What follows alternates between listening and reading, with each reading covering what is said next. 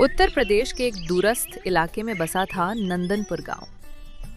चारों ओर से जंगलों और बंजर जमीनों से घिरा हुआ ये गांव एक रहस्य से घिरा था जो पीढ़ियों से चला आ रहा था। गांव के बाहर जंगल में एक सुनसान जगह पर एक पुराना कुआं स्थित था। लोगों का कहना था कि ये कुआं आम कुओं जैसा नहीं है, इसमें कोई आत्मा बसती है, कोई शक्ति है जो लोगों को बुलाती है, लुभाती है और फिर उन्हें निगल जाती है। गांव के सबसे बुजुर्ग व्यक्ति सुंदरलाल काका 92 वर्ष के थे। वो अक्सर शाम को गांव के बच्चों को इकट्ठा कर कहानियां सुनाते थे, लेकिन जब भी कुएं की बात होती वो चुप हो जाते। एक दिन 18 वर्षीय वीर ने पूछ ही लिया, काका, आप हमेशा कुएं की बात से डर क्यों जाते हैं? क्या आपने कुछ देखा है वहाँ? उन्होंने धीमी आवाज में कहा, बेटा, वो कुआं नहीं, एक दरवाजा है किसी और दुनिया का। वहां जाने वाला लौटकर नहीं आता, और जो आता है वो वैसा नहीं होता जैसा गया था। वीर पढ़ाई में होशियार और स्वभाव से साहसी लड़का था। उसने काका की बात को गंभीरता से लिया, लेकिन मन में एक आग सी जल उठी। वो जानना चाहता था कि कुएं में ऐसा क्या है। उसने अपने 2 दोस्तों रागिनी और राहुल को इस रहस्य में शामिल किया और बोला, हमें उस कुएं के रहस्य को पता करना चाहिए।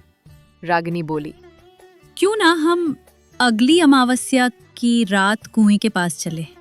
तभी राहुल ने भी हामी भरी और बोला, अमावस्या की रात गांव में मेला लगेगा और सब व्यस्त होंगे। तीनों ने मिलकर तय किया कि अगली अमावस्या की रात वो चुपके से कुएं के पास जाकर उसकी सच्चाई का पता लगाएंगे। अमावस्या की रात आई। गांव में मेला लगा था। लोग ढोल, नगाड़ों और पकवानों में मशगूल थे। वीर, रागिनी और राहुल चुपचाप गांव से बाहर निकलकर पुराने कुएं की ओर बढ़ चले। कुएं के पास पहुंचते ही एक अजीब सी ठंडक उनके शरीर में दौड़ गई। हवा एकदम थम सी गई थी। चारों ओर सन्नाटा था और दूर से आती कुछ अजीब सी आवाजें थीं। कुएं के बीचों बीच एक नीली रोशनी चमक रही थी। वो रोशनी स्थिर नहीं थी। ऐसा प्रतीत हो रहा था जैसे कोई उसे बुला रहा हो। रागिनी ने डरते हुए कहा, हमें यहाँ ज्यादा देर नहीं रुकना चाहिए। और तभी एक चीख गूंजी, बचाओ! तीनों डर गए। उन्होंने चारों तरफ देखा, पर वो कोई नहीं था। अब हवा चलने लगी थी, बहुत ठंडी और तेज। वीर ने एक पत्थर उठाकर कुएं में फेंका। पत्थर गिरने की कोई आवाज नहीं आई। राहुल ने कहा, ये तो अजीब है। अचानक कुएं की रोशनी फैलने लगी और तीनों बेहोश होकर गिर पड़े। जब वीर को होश आया, उसकी आंखें खुली रह गईं। वो किसी दूसरी ही दुनिया में था। वो जगह बेहद विचित्र थी। चारों तरफ अंधेरा था। जमीन रुई जैसे मुलायम थी और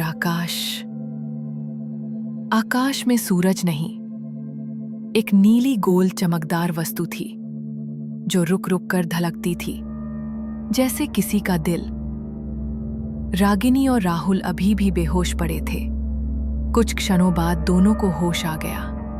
रागिनी ने भयभीत स्वर में पूछा, हम कहाँ हैं? राहुल ने इधर उधर देखा और कांपते हुए बोला, ये तो हमारा गांव नहीं है। और तभी अचानक सफेद वस्त्रों में लिपटी एक औरत की आत्मा सामने आई। उसने एक शांत लेकिन गूंजती आवाज में कहा, तुम्हें द्वार पार कर लिया है, अब वापसी आसान नहीं।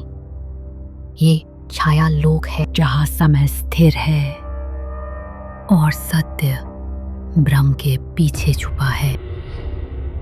तीनों स्तब्ध रह गए। वीर ने साहस बटोर कर पूछा, तुम कौन हो और हम यहाँ क्यों आए हैं?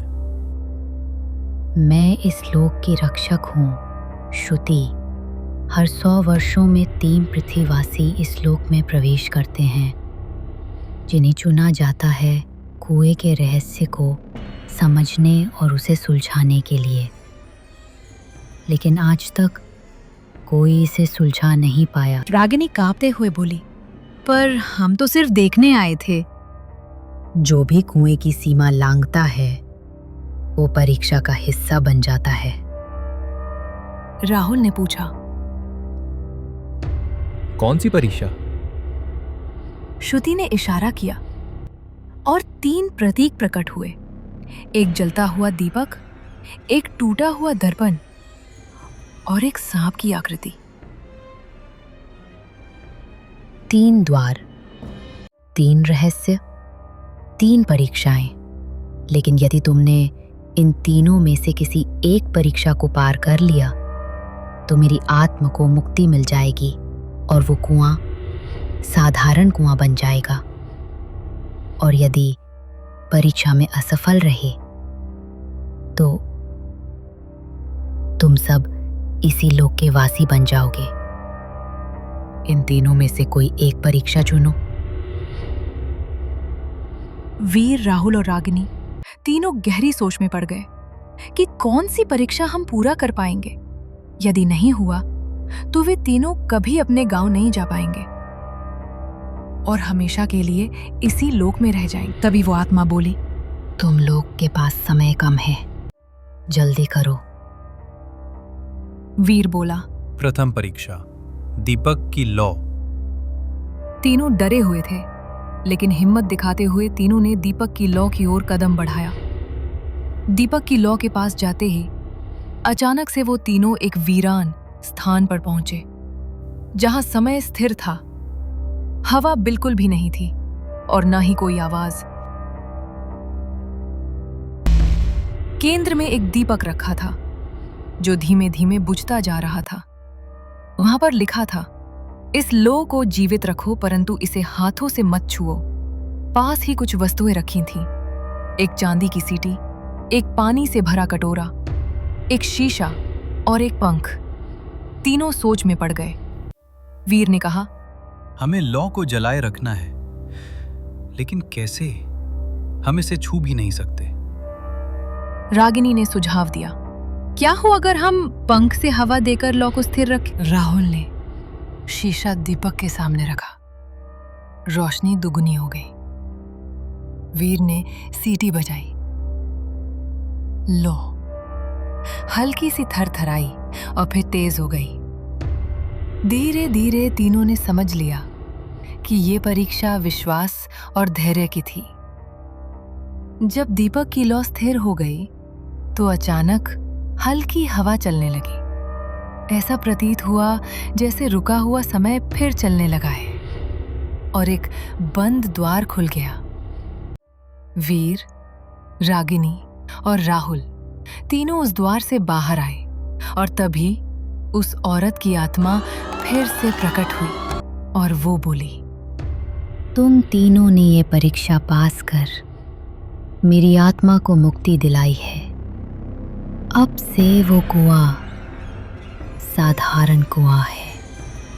इतना बोलकर वो मुक्त हो गई और तभी एक हल्की सी कंपन हुई और वे तीनों फिर से बेहोश हो गए। जब उन्हें होश आया तब वो उसी जंगल में कुएं के पास थे। वहां सब कुछ सामान्य हो चुका था।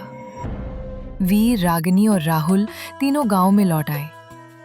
सुंदरलाल काका ने जब उन्हें जीवित देखा तो रो पड़े।